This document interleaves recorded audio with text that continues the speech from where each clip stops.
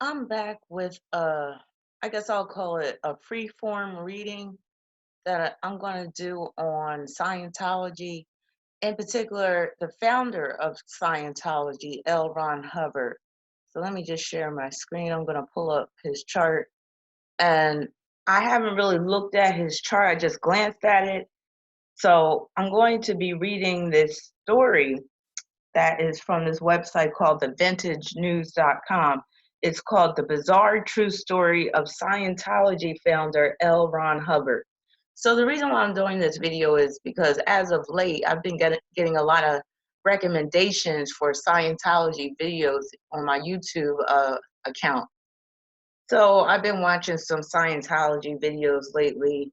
I researched Scientology back in the day, but I guess because it's cancer season, I'm coming back around to researching this again. And I already had some knowledge of L. Ron Hubbard and what he was into and all this stuff, but I do need a refresher course. So, and I'm sure my viewers would like to hear about this man as well, those that don't know much about him. He is a very strange dude. Well, I'll say he was because he died. But yeah, hopefully you'll find this reading enlightening and insightful. But he was also a weird looking dude as well. But I'll get into that in a minute. So, the bizarre true story of Scientology founder L. Ron Hubbard. So, L. Ron Hubbard is one of the most controversial and perhaps even influential figures of the 20th century.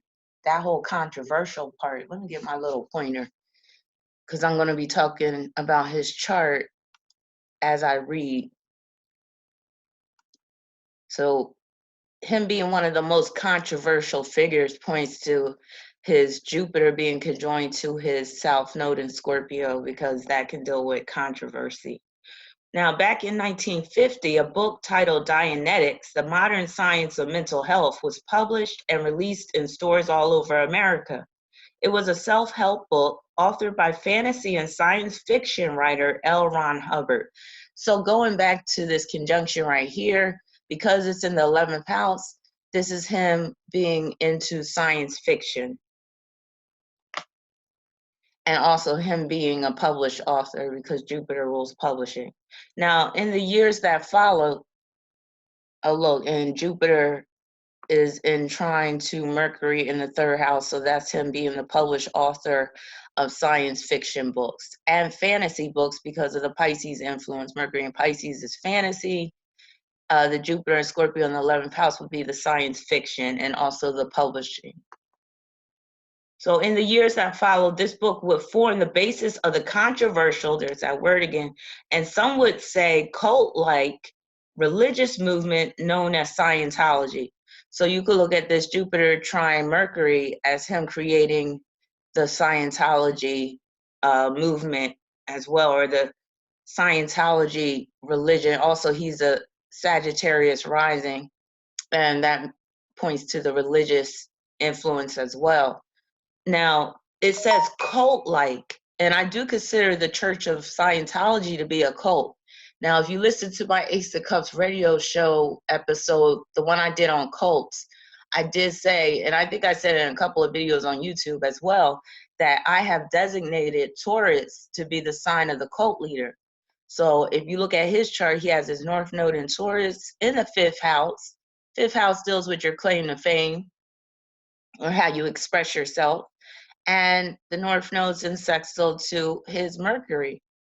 And also he has Saturn in Taurus as well at the 3rd degree. That reinforces the religious theme. The 12th degree reinforces the religious theme. His Saturn is in sextile to Chiron in Pisces. So that could deal with, he is a cult leader, and it's a strange type of cult. It's dealing with something on some next level shit because that Chiron influence. Okay, let me just continue reading. Widely criticized and condemned for some of its practices, as well as being mocked by comedians and popular TV shows like South Park, Scientology has nevertheless amassed a legion of followers, including celebrities like Tom Cruise and John Travolta. So I'm going to get into their charts as well.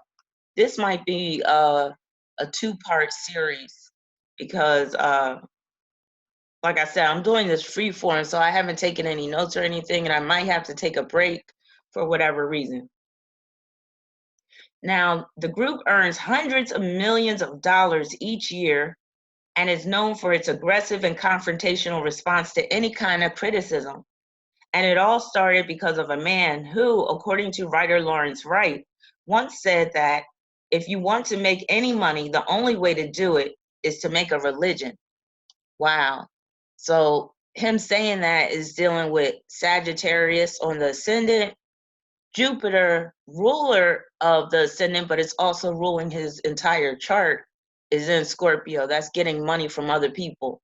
So there it is right there, him saying that. And it worked for him because Jupiter is in trine to Mercury. You can even include a trine to the sun as well. Reading along. So how did it all begin? Well, the very first inklings of Hubbard's tendency to weave fabrications can be found in his childhood. From an early age, and the fabrications, that's that Mercury, that's that Pisces influence, Mercury in Pisces, Sun in Pisces, Chiron in Pisces. From an early age, according to articles in the LA Times and the Watchman, he would lie and invent stories. Pisces on the third house is communication, him speaking, him telling stories.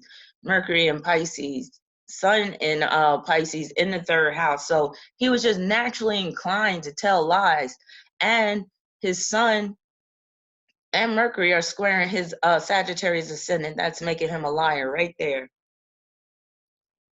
Now, he claimed to have been the youngest Eagle Scout in history. He stated that he met a medicine man at the age of 4 and the pair became blood brothers. That's very much Sagittarius rising. And again, squaring Mercury and the Sun in Pisces and making up these lies even about this medicine man. The medicine man influence would be that Pisces. And the blood brothers part would be the Sagittarius. Now, he suggested that he'd been made a Lama priest during a tour of Asia, lived with outlaws in Tibet, and much more. The outlaws part would be Jupiter conjoined to his south node. These stories are widely accepted to be total lies. Before publishing Dianetics, Hubbard spent some time in the Navy. That's the Pisces influence. Again, he would later make spurious boasts regarding this period of his life, saying he was awarded more than 20 medals, when in fact most of his duty was spent behind a desk. He actually received a total of 4 medals, none of which were related to combat.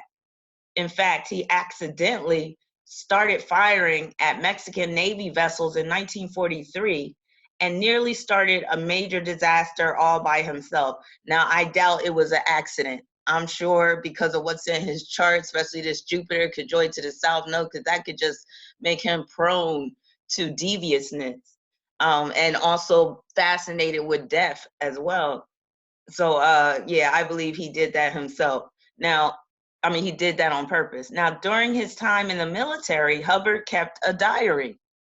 That's very much this Pisces influence in the third house. He famously suffered from a lack of self-esteem. So for that, we got to look at Capricorn on the second house cusp. That alone can produce issues with self-esteem, especially when you take into account Mars at the 29th degree of Capricorn is conjoined to Uranus. So this can mean that, he's always felt weird or different. He didn't feel like a normal person. Where's his Venus at? His Venus is in Aries. It's in semi-squared to Chiron, issues with self-esteem right there. His Venus is squared by Neptune. So yeah, he had some serious issues with self-esteem. That Venus square Neptune also contributes to his lies as well. All right, moving along. Okay, so he famously suffered from a lack of self-esteem, so he would write strange messages to himself in order to try and raise his confidence levels. Messages like, I can have no doubts in my psychic powers. That's very much Jupiter conjoined to the South Node in Scorpio, but also this Pisces energy right here, Mercury being in trine to Jupiter in the South Node. Men are your slaves. That's reinforcing that aspect right here again. Many of his writings were related to his prowess in bed, sexual prowess. That's Jupiter conjoined to the South Node in Scorpio. So more than likely, he was a very hypersexual person. So he was writing about how good he was in bed in his diary, which is probably a lie. Now, the Church of Scientology has kept a lot of these so-called affirmations under wraps for years. Hubbard's strange writings did seem to imbue him with a special kind of confidence. There it is right there. Sun conjoined to Mercury, trine, Jupiter, and South Node in Scorpio. All right, wait a minute. And belief in his own abilities, which for many seem like supernatural powers. A chance meeting with a man named Jack Parsons, here we go, led to Hubbard and his new friend performing a bizarre ritual. Yeah, I remember reading about this shit. This is crazy. Now, this very much deals with his Jupiter conjoined to the South Node in Scorpio, and with Jupiter ruling his entire chart, he was just naturally drawn to the dark side. Their ultimate aim was to summon a goddess who would give birth to the Antichrist. Mind you, this is the founder of the Church of Scientology. It didn't quite work, so Hubbard ultimately tricked Parsons into giving him $20,000 and ran off with his girlfriend. Wow. Perhaps it was this exploration into strange rituals that played a part in Hubbard's creation of many of the core concepts of Scientology. He created a device called the E-meter, which is allegedly able to determine the enlightenment level of any individual. That E-meter comes into play with Mars being conjoined to Uranus, Uranus ruling intercepted Aquarius in the second house. If they get the right readings, the individuals are able to proceed to the next level of Scientology. If not, they usually have to pay up for the more teachings and practice. So he created the perfect scam for people that can be easily duped. Hubbard was laughed out of England after once using his E-meter on a tomato and suggesting that it could feel pain while being eaten. And he was starting to get a bad reputation in many other countries too. So the bad reputation comes into the play with Libra in the midheaven. And you see Venus, 16th degree of Aries, that could deal with him just being crazy or dishonest, or people seeing him as that. And then Neptune squaring Venus. So him getting a bad reputation, him getting a reputation for being a kook or a flake, that would be that Neptune influence. So in 1967, he bought several ships and made his own fleet called the Sea Org. That's dealing with that Pisces influence. Also Neptune and Cancer in trine to Mercury and the Sun in Pisces. So here's that Sea Org organization that he created. This is also another aspect that pertains to his time in the Navy. So this Sea Org was designed for hardcore Scientologists only. But I had also heard that the reason why he created the Sea Org was to evade taxes, because I heard that he was wanted for tax evasion at that point, or the IRS was really looking at him. So with that, the whole tax evasion thing or trying to scam the IRS, he got Leo intercepted in the 8th house. 8th house deals with taxes. His sun is in Pisces, squaring the ascendant. This is somebody that feels like, and it's squaring Pluto. That's the Pluto represents the IRS. This is somebody that feels like they shouldn't have to pay any taxes. And, you know, he ended up creating that religion. You know, religions are tax exempt, but before he created Sea Org, I think he was still liable for a certain amount of taxes or whatever. Reading along, bizarrely and worryingly, a small section of the fleet's crew was made up of teenage girls who, according to ex-Scientologist Kate Borstein, would be tasked with trimming Hubbard's nails and other odd duties. That could deal with, again, Leo in the 8th. he was probably having sex with these teenage girls. With Leo in the 8th, that could deal with, you have a sexual attraction to youth, especially intercepted in the 8th house. Sun is in Pisces, conjoined to Mercury, that can deal with attraction to youth sexually. And here's the thing about them doing his nails, trimming his nails, because the 3rd house deals with the hands. And other odd duties. That's that Pisces influence. In spite of his many strange attributes, scandals, and controversies, Hubbard can at least go down in history for his prolific writing ability. Again, that's represented by Mercury in the 3rd, conjoined to the Sun, and trine to Jupiter, and that South Node in Scorpio in the 11th. He actually holds the Guinness World Record for the most published works by one author, with over 1,000 books and stories in total, as well as being the most translated author for the same book. Again, that's represented by this strong trine between especially Mercury and Jupiter right here. So like I said before, Jupiter deals with publishing, and that Scorpio adds intensity. It can deal with things that are large in number, because things that are large in number, it can be, correspond to the whole term intensity. So he was like obsessed with writing. So maybe it was even his aim to have that Guinness Book of World Records.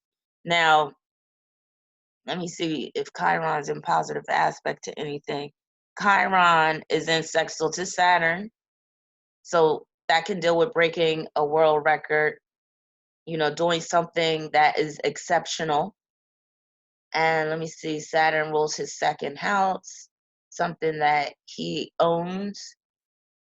Let me see, Saturn also is co-ruler of Aquarius, intercepted in the 2nd as well. So this can deal with, these are the things that he has produced. Again, that whole E meter falls into that 2nd house as well. He sold a lot of books, but their actual influence and effect on the world is seen as negative by many, with even Charles Manson allegedly coming up with ideas for his own cult after reading Dianetics. Interesting. So wait a minute, that's it? So that's the end of this article. So I think I'm going to stop right here and come back with some more insight into L. Ron Hubbard's chart. And then I'm going to follow it up with some insight into Tom Cruise, who is the top member in terms of celebrities of the Church of Scientology. I also have the chart of John Travolta, who's also up there at the top. I have the chart of Leah Remini, who was a long-term member of the Church of Scientology, but she broke away from it. So now she's one of the enemies of the Church of Scientology. I also have the chart of David Miscavige, who is the current leader of the Church of Scientology. What's interesting with him is his wife, Shelley Miscavige, has been missing for a while, and Leah Remini, she has been vocal about the whereabouts, questioning the whereabouts of Shelley. I also have the chart of Kirstie Alley, who is an actress who's also a member of the Church of Scientology. And Leah Remini spoke about Kirstie Alley. She spoke about all of them. If you want to check out, there's a good interview with Leah Remini and Joe Rogan. The Joe Rogan Experience. Just look it up on YouTube and you'll be able to see that interview. But I'll be back with part 2, where I get deeper into L. Ron Hubbard's chart. I'm going to take a look at it more in depth and come back with some more insight. And also, I'll be back with a discussion on these other celebrity charts and how they all tie in with L. Ron Hubbard. All right, so I will be back. So stay tuned.